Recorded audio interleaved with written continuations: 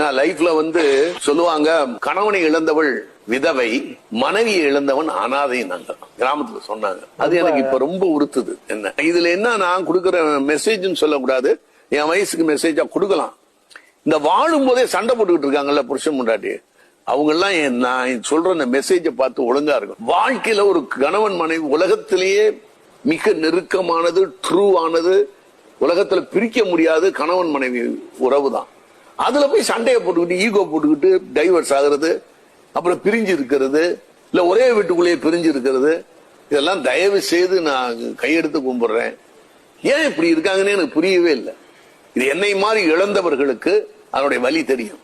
தான் வாலி சொல்லுவார், நீயும் நானும் இழந்தவையா, மத்தவன் இல்லையா திறந்தவையா அப்படிம்பாரு. திறந்தவர்கள்லாம் விலகி இருக்க, அது ஒரு பெரிய வலி. அது பெரிய தோல்வியா நினைச்சு. Download ShareChat.